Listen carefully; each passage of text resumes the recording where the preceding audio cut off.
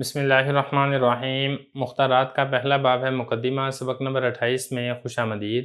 آج کے اس سبق کے اندر ہم کتے اور ہرن کا قصہ پڑھیں گے۔ عبارت دیکھ لیں۔ وَيَذْكُرُنِي هَذَا قِصَّةٌ رَوَيْنَا فِي الصَّبَا وَهُوَ أَنَّ كَلْبًا قَالَ لِغَزَالٍ مَا لِي لَا أَلْحَقُكَ وَأَنَا مَنْ تَعْرِفُ فِي الْعَدْوِ وَالْقُوَّةِ قَالَ لِأَنَّكَ تَعْدُو لِسَيِّدِكَ وَأَنَا أَعْدُو لِنَفْسِي وقد كان هؤلاء الكتاب المؤمنون الذين ملكتهم فكرة أو عقيدة أو يكتبون لأنفسهم يكتبون إجابة لنداء ضميرهم وعقيدتهم مندفعين منبعثين فتشتغل مواهبهم ويفيز خاطرهم ويتحرك قلبهم فتنثال عليهم المعاني وتطاوعهم الألفاظ وتؤثر كتابتهم في نفوس قرائها لأنها خرجت من قلب فلا تستقر إلا في قلب. أما هؤلاء المتصنعون فإنهم في كتاباتهم الأدبية يشبه بالممثلين، قد يمثلون الملوك فيتصنعون أبهة الملك ومظاهرة، وقد يمثلون الصعلوك فيتظاهرون بالفقر، وقد يمثلون السعيد، وقد يمثلون الشقي من غير أن يذوقوا لذة السعادة أو يكتبوا بنار الشقاء۔ ترجمہ دیکھ لیں۔ اور یہ بات مجھے ایک واقعہ یاد دلاتی ہے جو ہم نے بچپن میں سنا، وہ یہ کہ ایک کتے نے ایک ہرن سے کہا، مجھے کیا مسئلہ ہے کہ میں تمہیں پکڑ نہیں پاتا، اگرچہ تم مجھے جانتے ہو کہ میں بھاگنے میں اور طاقت میں کتنا زیادہ ہوں۔ تو ہرن نے جواب دیا، اس لیے کہ تم اپنے آقا اور اپنے مالک کے لیے دوڑتے ہو اور میں اپنی جان بچانے کے لیے بھاگتا ہوں۔ اسی طرح یہ ایماندار لکھنے والے جن پر ان کی فکر یا عقیدے کا غلبہ ہے، یہ اپنی جانوں کے لیے لکھتے ہیں، اپنے ضمیر اور اپنے عقیدے کی آواز پر لبیک کہتے ہوئے مشغول ہو کر زور سے لکھتے ہیں، لہذا ان کی صلاحیتیں بھڑکتی ہیں اور ان کا دل سخاوت کرتا ہے اور ان کا دل حرکت کرتا ہے، لہذا ان پر معانی ظاہر ہوتے ہیں اور الفاظ ان کی موافقت کرتے ہیں اور ان کی لکھائی پڑھنے والوں کے دلوں پر اثر ڈالتی ہے، اس لیے کہ یہ دل سے نکلتی ہے، یہ نہیں ٹھہرتی ہے سوائے دل میں۔ بہرحال یہ مصنوعی لکھاری اپنی ادبی تحریروں میں بہروپیوں کے مشابہ ہیں۔ کبھی تو یہ بادشاہ کی نقل اتارتے ہیں اور یہ مصنوعی طور پر بادشاہ کے مظاہر اور بادشاہ کی بڑائی کو اختیار کرتے ہیں، اور کبھی یہ فقیر کی شکل بناتے ہیں تو بتکلف فقیری کو ظاہر کرتے ہیں، اور کبھی نیک بخت اور کبھی بدبخت کی شکل اختیار کرتے ہیں، بغیر اس کے کہ انہوں نے نیک بختی کی لذت چکھی ہو اور بغیر اس کے کہ ان کو بدبختی کی آگ سے داغا گیا ہو۔ عبارت تو ترجمہ ہو چکا ہے، اب چلتے ہیں اس کی لغوی صرفی تحقیق کی طرف۔ پہلا لفظ دیکھیں، یذکرو، ذکر یذکرو اس کا مطلب ہوتا ہے تذکرہ کرنا، یاد آ جانا۔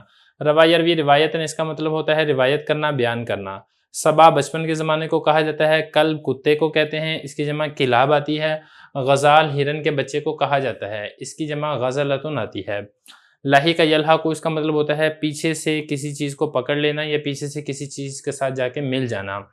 عرف یعرف اس کا مطلب ہوتا ہے پہچاننا۔ ادا یعدو اس کا مطلب ہوتا ہے تیز بھاگنا۔ تعدو یہ اسی سے واحد مذکر مخاطب کا صیغہ ہے فعل مضارع معلوم کا، اس کا مطلب ہے تم تیز بھاگتے ہو۔ سید سردار کو کہا جاتا ہے، اس کی جمع سادات آتی ہے۔ کتاب یہ کاتب کی جمع ہے، لکھنے والوں کو کہا جاتا ہے۔ ندا یہ باب مفاعلہ کا مصدر ہے اور اس کا مطلب ہوتا ہے پکارنا۔ نادا ینادی ندان۔ آگے لفظ دیکھیں، مندفعین، اندفع یندفع اندفاع، باب اس کا انفعال ہے اور اس کا مطلب ہوتا ہے کسی کو دور کرنا۔ انبعث ینبعث انبعاث، اس کا باب بھی انفعال ہے اور اس کا مطلب ہوتا ہے ابھارنا، یہ اصل میں بعثت سے ہے۔ آگے لفظ دیکھیں، اشتعال یشتعل اشتعال، باب اس کا افتعال ہے اور اس کا مطلب ہوتا ہے بھڑک جانا یا شعلے کا بھڑکنا یا تیزی کے ساتھ کسی چیز کا نکلنا، یہ اس کے معنی آتے ہیں۔ مواہب یہ موہبت ان کی جمع ہے، عطیہ اور ہبہ کو کہا جاتا ہے۔ فاز یفیز فیضان کسی چیز کا فیض حاصل ہونا یا کسی کو کوئی چیز عطا کرنا۔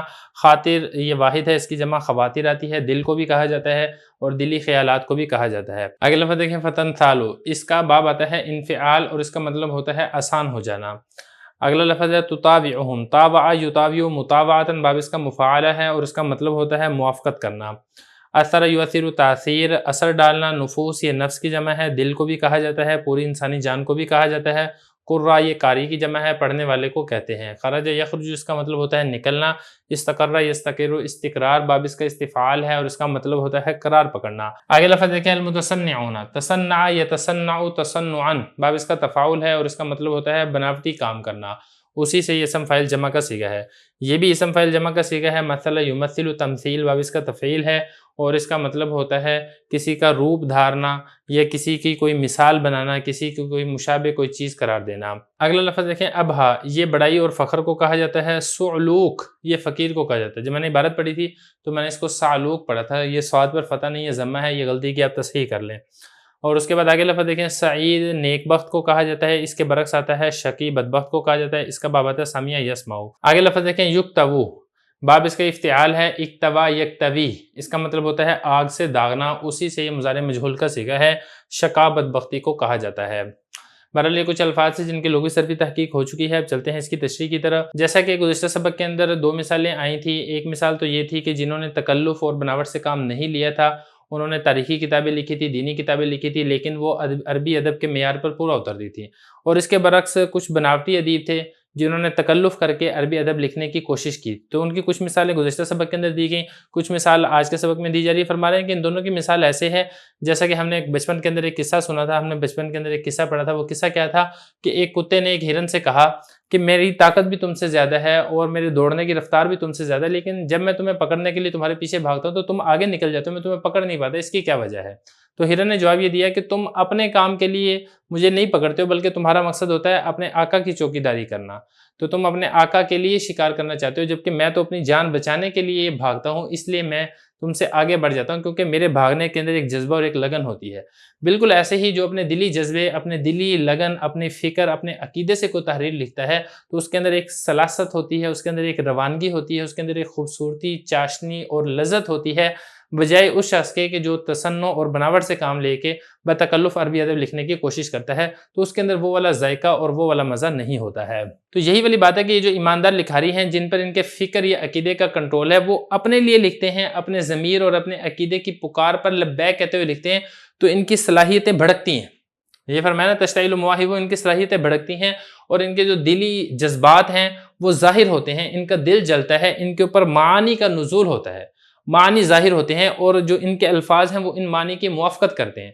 تو جو یہ بات کہنا چاہتے ہیں وہ ان کے دلی جذبات، احساسات اور خیالات کی مکمل طور پر ترجمانی کرتے ہیں۔ تو چونکہ ایک دلی جذبہ ہوتا ہے، ایک دل کے اندر لگن اور تڑپ ہوتی ہے، لہذا یہ عربی ادب کے کامل معیار پر پورا اترتا ہے۔ تو پھر اس کا اثر یہ نکلتا ہے کہ ان کی جو تحریریں ہوتی ہیں وہ پڑھنے والے کے دلوں پر اثر کرتی ہیں۔ وجہ کیا ہے؟ کیونکہ ان کا جو کلام ہوتا ہے نا، بظاہر تو یہ نظر آ رہا ہوتا ہے کہ ہاتھ سے لکھ رہا ہے، لیکن اصل میں یہ جو کلام ہے انسان کے دل سے نکلتا ہے۔ دل کے اندر پہلے خیال آتا ہے، احساس اور جذبہ ہوتا ہے، پھر اسی کو انسان الفاظ کے روپ کے اندر تحریر کی شکل میں اتار دیتا ہے۔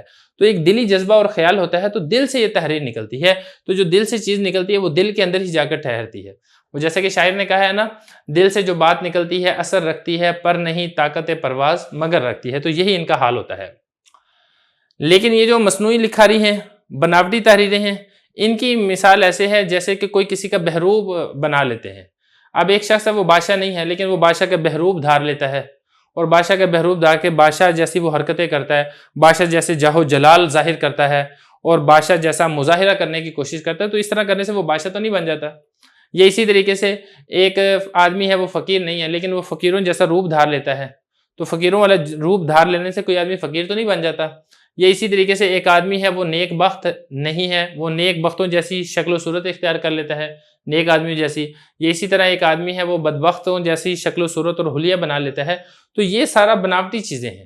تو جو بناوٹی چیز ہوتی ہے اس کے اندر اصل والا جو ایک ذائقہ اور ایک لذت ہوتی ہے وہ حاصل نہیں ہوتی۔ تو یہ حضرت فرما رہے ہیں کہ جس نے سعادت کی لذت نہ چکھی ہو، وہ اپنے آپ کو جتنا مرضی سعید ظاہر کرنے کی کوشش کرے، نیکو جیسا لباس بنا لے، نیکو جیسا روپ دھار لے، تو اسے وہ نیک تو نہیں بن جائے گا۔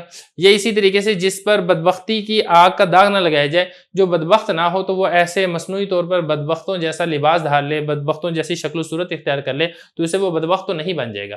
تو یہی مثال ہے ان مصنوعی اور بناوٹی لکھاریوں کی، ان مصنوعی اور بناوٹی ادیبوں کی، کہ انہوں نے تو اپنی جانب سے مصنوعی طور پر بہت گھڑ گھڑ کے عبارتیں لانے کی کوشش کی ہے، لیکن ان عبارتوں لانے سے یہ کوئی ادیب تو نہیں بن جائیں گے، اور نہ ہی ان کا ادب کے اندر کوئی مقام اور مرتبہ ہوگا، بلکہ گزرتے زمانے کے ساتھ ان کی جو تحریریں ہیں وہ فنا کے گھاٹ اتر جائیں گی۔ جبکہ اس کے برعکس جنہوں نے دلی جذبے سے اور دلی احساس اور خیال سے تحریریں لکھی ہوں گی اور عربی ادب کے طور پر تحریریں نہیں لکھی ہوں گی، ان کی تحریروں کو ایک عربی ادب کے اندر مقام حاصل ہوگا، کیونکہ ان کے اندر ایک روانگی ہے، ان کے اندر ایک خوبصورتی ہے، ایک چاشنی ہے، ایک لذت ہے، ایک گہرائی ہے، لہذا وہ تاریخ کی کتابوں میں ہمیشہ کے لیے امر ہو جاتی ہیں۔